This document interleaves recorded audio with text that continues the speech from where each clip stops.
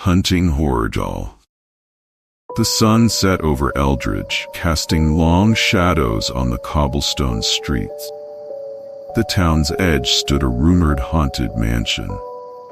Childhood friends Emma and Jack, now adults, were intrigued by tales of a cursed doll hidden inside.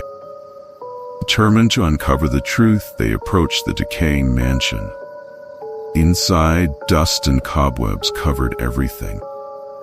As they moved through the eerie silence, they discovered a small nursery at the end of a long hallway. There, in a rocking chair, sat an old porcelain doll with unnervingly lifelike eyes. "That's it," Emma whispered. Jack picked up the doll, feeling a chill run down his spine. The room seemed to grow colder and shadows deepened. "We should leave," Emma urged.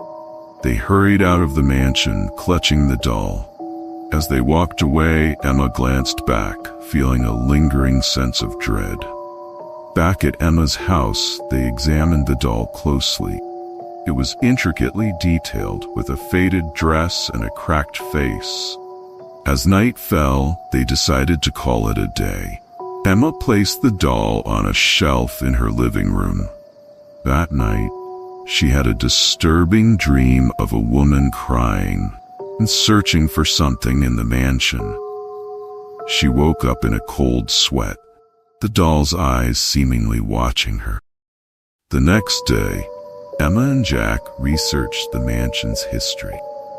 They discovered that the original owner, a woman named Eliza Thornton, had lost her daughter and was rumored to have cursed the doll in her grief.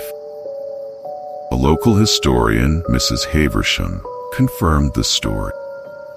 Eliza's spirit is said to be bound to the doll, seeking her lost child. Anyone who disturbs it will face her wrath. Despite the warning, Emma and Jack were determined to break the curse and put Eliza's spirit to rest. That night, strange occurrences began.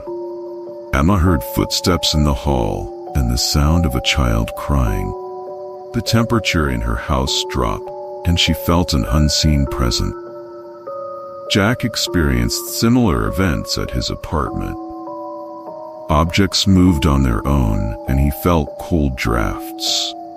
The doll's eyes seemed to follow them everywhere. Realizing they had to act quickly, they returned to the mansion with the doll. As they stepped inside, the atmosphere grew oppressive. They found a hidden door in the nursery, leading to a small room with a crib and old toys. Placing the doll in the crib, they heard a soft lullaby. The room grew colder, and a ghostly figure of Eliza Thornton appeared. She reached out to the doll, tears streaming down her face.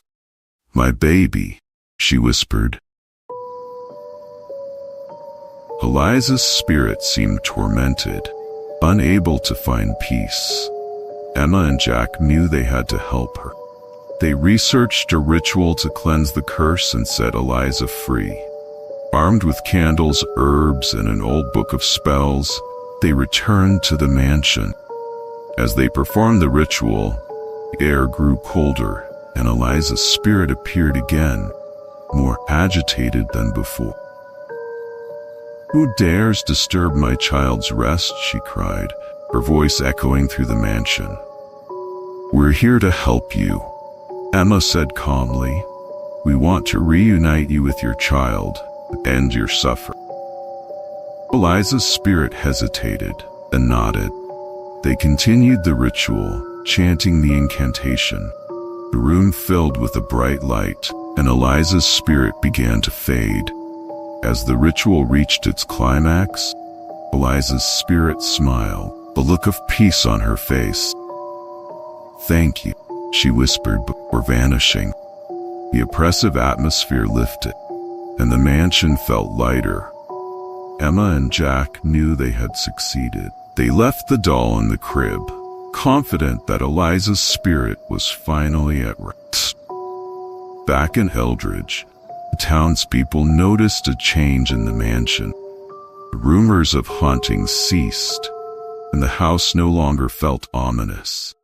Emma and Jack felt a sense of accomplishment and relief. They had faced their fears and helped a tormented spirit to peace. Cursed Doll was no longer a threat, and Eldridge could sleep soundly once more.